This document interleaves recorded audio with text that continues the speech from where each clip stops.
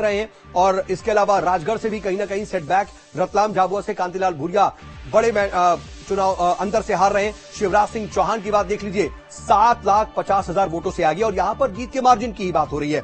बात यही थी कि विदिशा की जो सीट है वो तकरीबन पक्की है। तो बीजेपी की ये परंपरागत सीट रही है, यहां से कई बड़े दिग्गज नेता बीजेपी के जीते हैं और एक बार फिर से शिवराज सिंह चौहान ने यहां से ताल ठोकी। यहां से केंद्र की राजनीति का उनका रास्ता प्रशस्त होता हुआ नजर आ रहा है। और यहां पर यही बात थी कि 8 लाख से ज्यादा वोटों से पिछली बार बीजेपी कैंडिडेट ने जीत दर्ज की थी, तो इस बार क्या उस बड़े मैंडेट को हासिल करेंगे शिवराज सिंह चौहान या नहीं, वही बात देखी जा रही थी। और देखिए, मंदसौर में सुधीर गुप्ता 4,40,000 वोटों से आगे हैं। जाहिर सी बात है, ये भी अपने आप में एक इतना बड़ा गैप है कि कांग्रेस के कैंडिडेट को यहां से जीत पाना लगभग नामुमकिन। तो सभी 29 सीटें इस वक्त बीजेपी के पाले में जाती दिखाई दे रही हैं और ज्योतिराज सिंधिया भी अच्छे खासे मैंडेट से आगे बढ़ते दिखाई दे रहे हैं, अच्छे खासे वोटों के गैप से आगे हैं। 5.5 लाख के तकरीबन ज्यादा वोट इस वक्त उनके नजर आ रहे हैं। सागर से लता वानखेड़े भी देखिए 4,34,000 वोटों से आगे दिख रही हैं। तो ये 29 सीटों का हाल बता रहे हैं। जबलपुर से भी देखिए आशीष दुबे 4 लाख वोटों से आगे दिखाई दे रहे हैं और होशंगाबाद से भी दर्शन सिंह तकरीबन 4,32,000 वोटों से आगे हैं।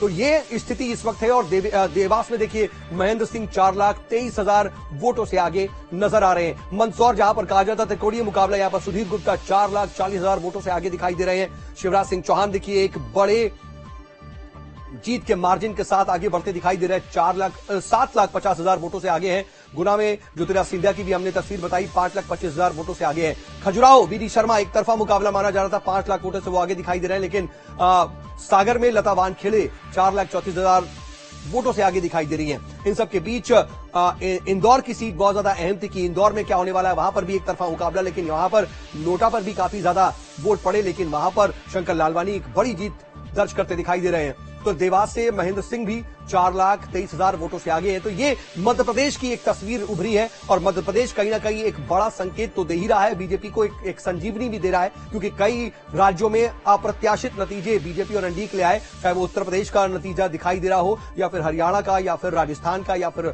महाराष्ट्र का। कई ऐसे राज्य हैं जहां से कहीं ना कहीं एक सेटबैक लगा है बीजेपी को। और इन सब के बीच अगर मध्य प्रदेश और छत्तीसगढ़ की 40 सीटों में से 39 सीटें बीजेपी के पास जा रही हैं, तो ये कहीं ना कहीं एक संजीवनी के तौर पर बीजेपी के लिए जरूर है, क्योंकि इस वक्त एनडीए का आंकड़ा अगर 296 के आसपास दिखाई दे रहा है और इन सब में बीजेपी अगर 240 के आसपास दिखाई दे रही है और उनमें 39 सीटें अगर ये दोनों राज्य देते हैं, तो ये बहुत बड़ा संकेत है मध्य भारत के तरफ से कि हाँ, मध्य भारत का जो वोटर है वो बीजेपी के साथ है। और इन सब में कहीं ना कहीं प्रदेश नेतृत्व की भी एक बहुत बड़ी भागीदारी और बहुत बड़ा क्रेडिट रहा, रोल रहा, क्योंकि दोनों ही राज्यों में अभी विधानसभा का जब रिजल्ट आया तो दोनों ही राज्यों से विधानसभा में एक बड़ी अच्छी जीत बीजेपी ने दर्ज की। और सिर्फ जीत नहीं दर्ज की, बल्कि फौरन बिना वक्त गवाए वो लोकसभा चुनाव पर भी फोकस नजर आए और विधानसभा में किए गए सभी वादों को एक एक करके पूरा करते रहे, अमली जामा पहनाते रहे। और उस वक्त ये भी प्रोजेक्शन कहीं ना कहीं होता रहा